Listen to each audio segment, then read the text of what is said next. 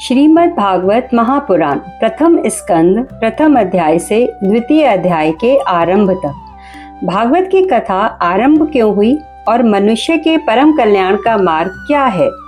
ओम नमो भगवते वासुदेवाय नमः।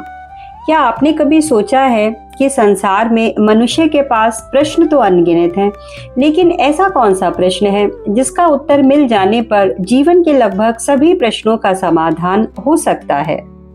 धन कैसे मिले, सुख कैसे मिले, संतान कैसी हो, रोग दूर कैसे हो, भविष्य कैसे होगा, मृत्यु के बाद क्या होगा।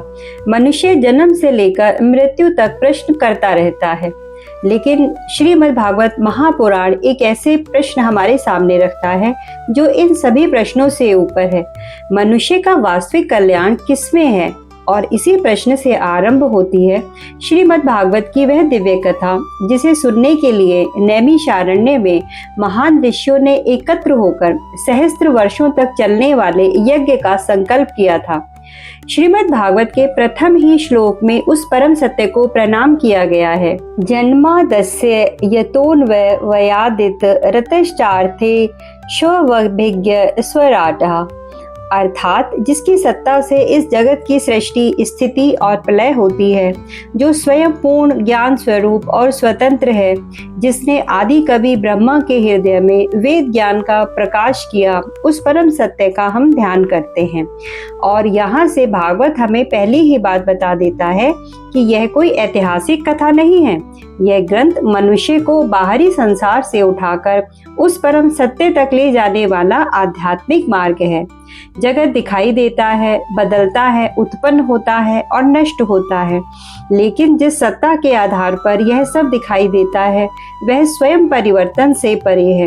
जैसे सूर्य के प्रकाश में कभी जल दिखाई देता है, कभी मारीचिका, कभी किसी वस्तु का प्रतिबिंब दृश्य बदलते रहते हैं, लेकिन प्रकाश अपने स्वरूप में रहता है।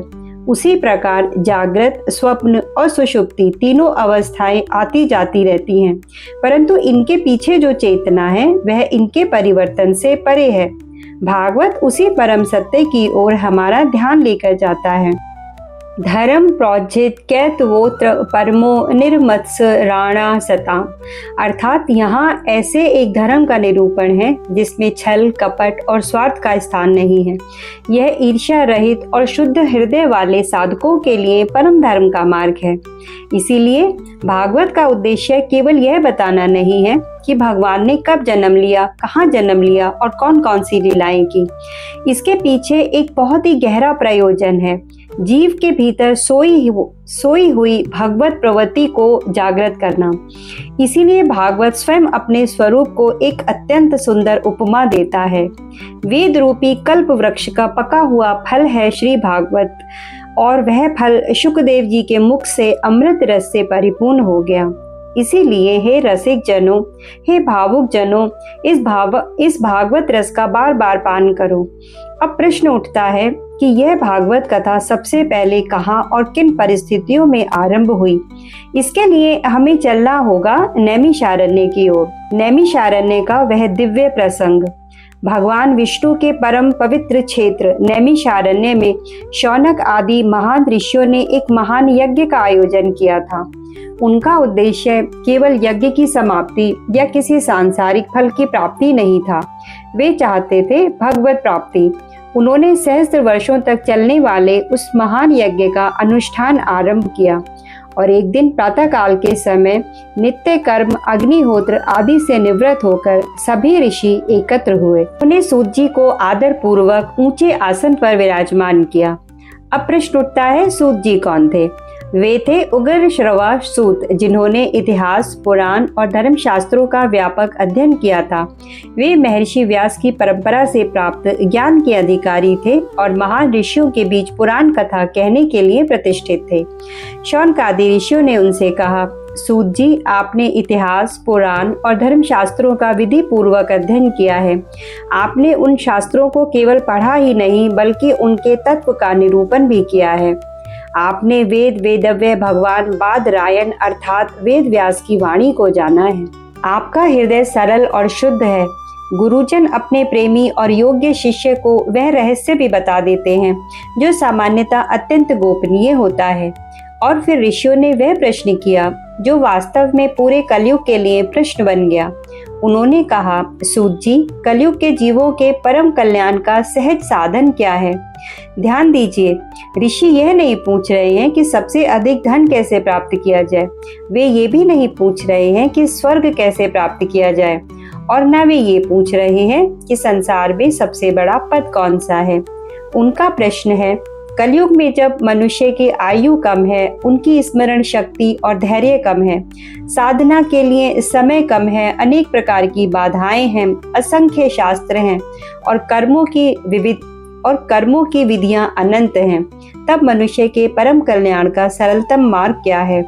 यही प्रश्न आज भी उतना ही प्रासंगिक है, क्योंकि मनुष्य के पास आज भी शास्त्रों की कमी नहीं है, जानकारी और साधनों की भी कमी नहीं है, लेकिन अंतःकरण की शांति और जीवन के प्रथम परम प्रयोजन का बोध यह दुर्लभ है।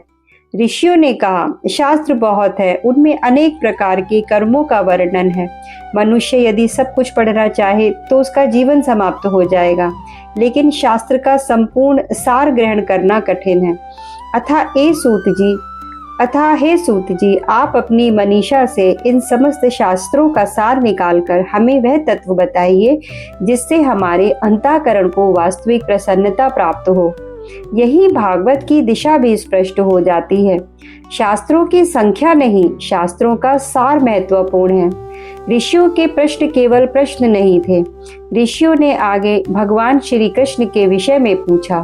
उन्होंने कहा, हे सूत जी, आप जानते हैं भगवान सात्वतों के पति भक्त वत्सल श्री कृष्ण देवकी और वसुदेव के यहाँ अवतरित हुए। हम उनकी अवतार कथाएं सुनना चाहते हैं।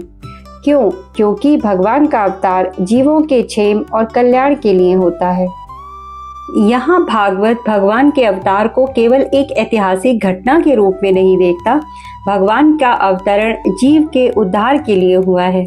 जीव जन्म और मृत्यु के भयावह चक्र में पड़ा हुआ है, लेकिन यदि ऐसा जीव संकट की अवस्था में भी भगवान के मंगलमय नाम का उच्चारण कर ले तो उसके जीवन की दिशा बदल जाती है। इसी भाव में ऋषि कहते हैं, संसार रूपी घोर चक्र में पड़ा हुआ जीव यदि विवश होकर भी भगवान का नाम ले ले तो वह भय से मुक्त होने की दिशा में चला जाता है, क्योंकि स्वयं भय भी उस परम सत्ता से भयभीत है।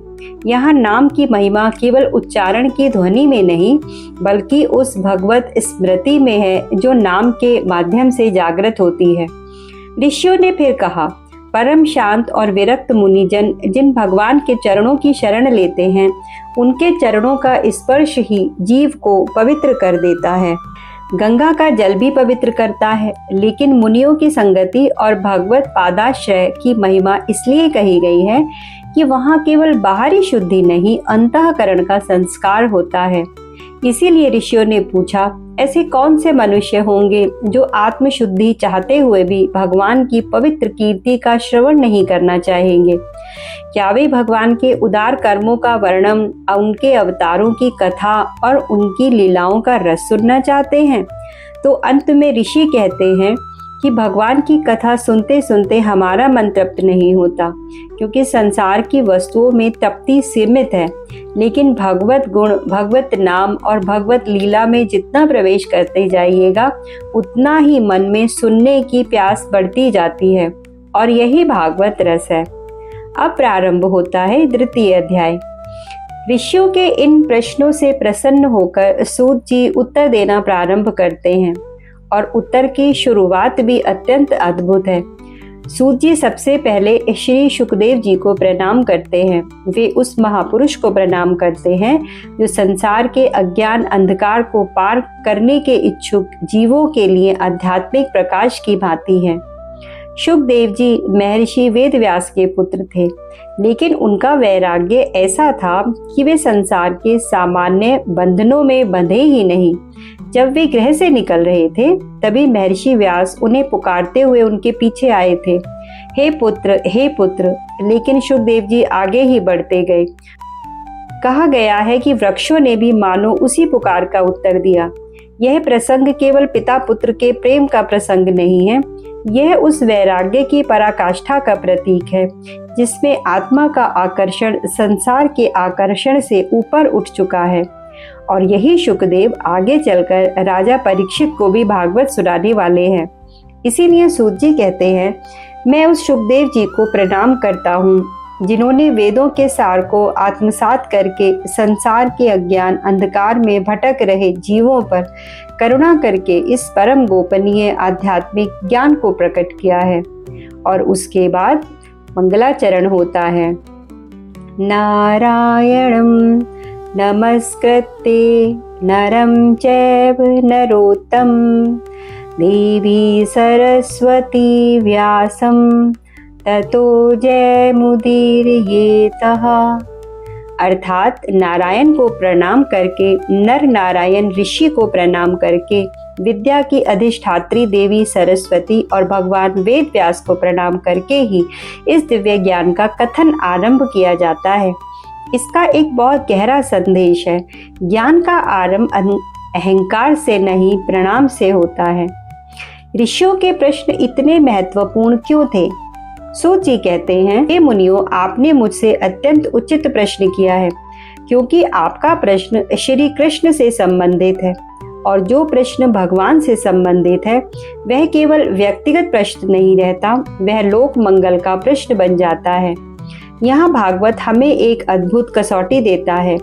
मनुष्य जीवन भर प्रश्न करता है, लेकिन हर प्रश्न आत्मा को संतुष्ट नहीं करता।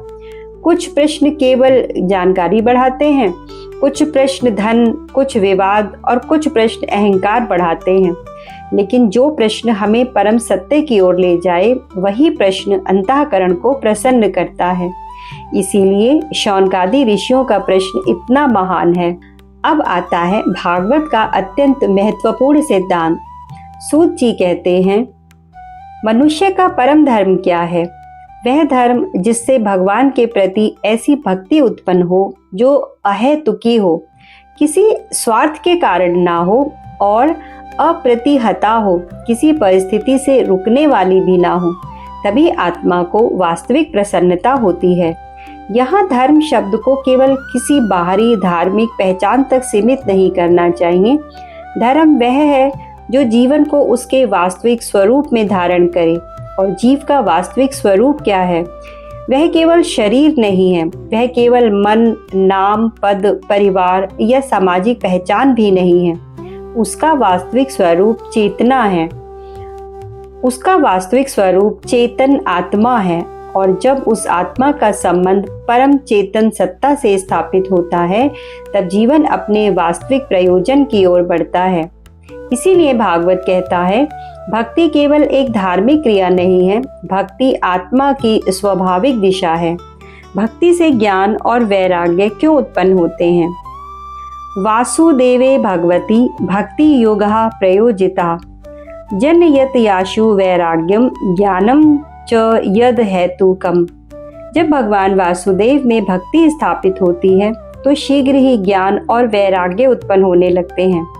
अब एक महत्वपूर्ण बात समझिए, भागवत ये नहीं कहता कि पहले संसार से घृणा करो और भगवान को प्राप्त करो, बल्कि वह कहता है भगवान से प्रेम बढ़ाओ और संसार के अनावश्यक आकर्षण स्वयं ही कम होने लगेंगे। जैसे किसी व्यक्ति को वास्तविक अमृत का स्वाद मिल जाए तो वह नकली मिठास के पीछे भागना छोड़ देता है। इसी प्रकार जब मनुष्य को भगवत रस का अनुभव होने लगता है, तब बाहरी विषयों का आकर्षण धीरे धीरे अपनी शक्ति खोने लगता है। और यही वैराग्य है। तो वैराग्य का अर्थ जीवन से भागना नहीं है। वैराग्य का अर्थ है जिसका मूल्य जितना है उसे उतना ही मूल्य देना, जो नश्वर है उसे शाश्वत न मानना, जो साधन है उसे साध्य न बना देना, और जो परम है उसे जीवन के केंद्र में स्थापित करना। भागवत की एक अत्यंत कठोर कसौटी क्या है? इसके बाद आता है वह वचन जो प्रत्येक साधक को स्वयं से पूछना चाहिए। मनुष्य अपने वर्ण, आश्रम, कर्तव्य और सामाजिक उत्तरदायित्व के अनुसार धर्म का पालन करे, लेकिन यदि उसके भीतर भागवत की कथा के प्रति प्रेम और रुचि उत्पन्न नहीं होती, तो वह सारी मेहनत केवल बाहरी श्रम बनकर ही रह सकती है। इसका अर्थ यह नहीं है कि कर्तव्य करना व्यर्थ है। अर्थ ये है कि कर्तव्य का अंतिम प्रयोजन क्या है, इसे भूलना नहीं चाहिए। यदि पूजा करने से अहंकार बढ़ता जाए तो कुछ कमी है।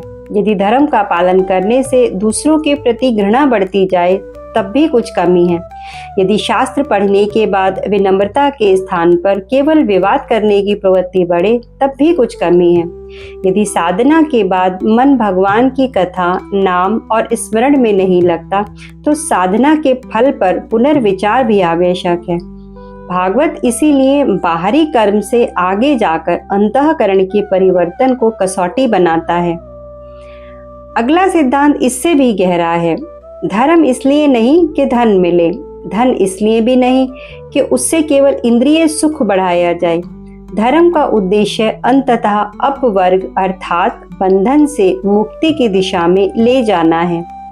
भागवत का संकेत है, मनुष्य धर्म करे, अर्थ कमाए, जीवन के आवश्यक साधन प्राप्त करे, लेकिन यह पूरी व्यवस्था केवल इंद्रिय सुख के लिए ना हो। क्योंकि यदि धर्म भी केवल धन कमाने का साधन बन जाए तो धन केवल भोग का साधन बन गया, तो मनुष्य उसी चक्र में घूमता रहेगा। धर्म अर्थ काम, काम अर्थ धर्म, और फिर वही जन्म, कर्म, इच्छा और पूर्ण बंधन। भागवत इस चक्र को तोड़कर जीवन को मोक्ष और भगवत प्राप्ति की दिशा में ले जाता है। परम सत्य क्या है? और अब भागवत का एक अत्यंत गूढ़ प्रश्न का उत्तर देता है। परम सत्य को जानने वाले महर्षि उस सत्य को किस रूप में जानते हैं?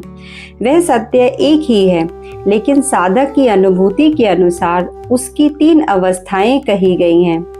अर्थात तत्वज्ञानी उस अद्वय ज्ञान स्वरूप परम सत्य को 3 प्रकार से अभिव्यक्त करते हैं। ब्रह्मा, परमात्मा और भगवान। जैसे सूर्य एक है, उसका प्रकाश अलग दिखाई देता है, सूर्य का मंडल अलग अनुभव होता है और स्वयं सूर्यदेव का साकार स्वरूप अलग प्रकार से जाना जाता है। उसी प्रकार परम सत्य की अनुभूति के विभिन्न स्तर हैं, लेकिन सत्य एक ही है। और श्रीमद् भागवत धीरे धीरे साधक को उसी परम सत्य की ओर ले जाता है। वास्तविक धर्म की स्थिति क्या है? मनुष्य अपने अपने कर्तव्यों का पालन करे, लेकिन उन कर्तव्यों की परम सिद्धि क्या है? हरि की प्रसन्नता। यही भागवत का अत्यंत महत्वपूर्ण सिद्धांत है। यदि हमारा कर्म भगवान को प्रसन्न करने की दिशा में नहीं ले जा रहा तो हमें अपने कर्म के भीतर के भाव को देखना चाहिए। कर्म वही है, व्यक्ति वही है, परिणाम वही दिखाई दे सकता है, लेकिन भाव बदलते ही कर्म का आध्यात्मिक मूल्य बदल जाता है। एक व्यक्ति दान इसलिए देता है कि उसका नाम प्रसिद्ध हो, दूसरा इसलिए देता है कि भगवान की सेवा हो। बाहरी कर्म दोनों का समान दिखाई दे सकता है, लेकिन अंतःकरण की दिशा अलग है और भागवत उसी दिशा को देखता है। और फिर आता है श्रवण का रहस्य। सूत जी आगे बताते हैं कि भगवान की कथा का श्रवण कोई सामान्य मनोरंजन नहीं है। जब साधक श्रद्धा से सुनता है तो धीरे धीरे उसके भीतर एक परिवर्तन प्रारंभ होता है। पहले वो भगवान की कथा सुनता है, फिर उसे कथा सुनने में रुचि होने लगती है, और फिर उसके भीतर भगवत भाव जागता है, और फिर उसके भीतर के अनर्थ धीरे धीरे क्षीण होने लगते हैं। और यही क्रम आगे चलकर अत्यंत प्रसिद्ध श्लोक में आता है। शृण्वन्ता स्वकथा कृष्णः पुण्यश्रवण कीर्तनः हृदयन्तस्थो हयभद्राणि विधुनोति सुहस्तसताम्। अर्थात जो व्यक्ति श्रद्धा से भगवान की कथा सुनता है, भगवान स्वयं उसके हृदय में स्थित होकर वहाँ के अशुभ संस्कारों को दूर करने लगते हैं। यहाँ श्रवण का अर्थ केवल कान से आवाज सुन लेना नहीं है। श्रवण का अर्थ है अपने अंतःकरण को, अपनी आत्मा को उस सत्य के सामने खोल देना। इसीलिए भागवत में कथा सुनने वालों को भी उतना ही महत्व दिया गया है जितना कथा कहने वालों को, क्योंकि कथा तभी फल देती है जब हृदय ग्रहण करने के लिए तैयार हो। और यही है भागवत की सबसे सुंदर यात्रा। प्रथम अध्याय में ऋषि प्रश्न करते हैं, मनुष्य का परम कल्याण क्या है? द्वितीय अध्याय में सूत जी उत्तर देते हैं, भगवान में अहेतुकी और अप्रतिहत भक्ति। फिर बताते हैं, भक्ति से ज्ञान उत्पन्न होता है, ज्ञान से विवेक आता है, विवेक से वैराग्य आता है और वैराग्य से मन विषयों की दास्ता से निकलता है। और जब मन शुद्ध होने लगता है तो भगवान का तत्व स्पष्ट होने लगता है। यही भागवत का मार्ग संसार से भागने का मार्ग नहीं है। इसीलिए भागवत का मार्ग संसार से भागने का मार्ग नहीं है, यह संसार के बीच रहते हुए अपने चित्त की दिशा बदलने का मार्ग है। तो नैमिषारण्य के उन ऋषियों का प्रश्न केवल उस समय का प्रश्न नहीं था, यह प्रश्न तो आज भी हमारे सामने खड़ा हुआ है। हमारे पास समय कम है, जीवन अनिश्चित है, मन अनेक दिशाओं में भागता है, शास्त्र अनेक हैं, मार्ग अनेक हैं, इच्छाएं अनंत हैं, लेकिन जीवन का सार क्या है?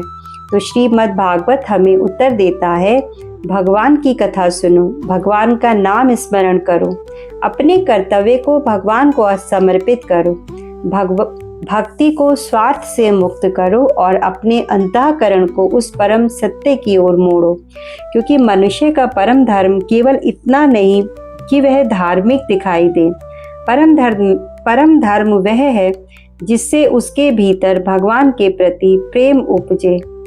परम धर्म वह है जिससे उसके भीतर भगवान के प्रति प्रेम जागे और वह प्रेम अहेतुकी हो, अप्रतिहत हो और अंततः आत्मा को परम प्रसन्नता तक ले जाए।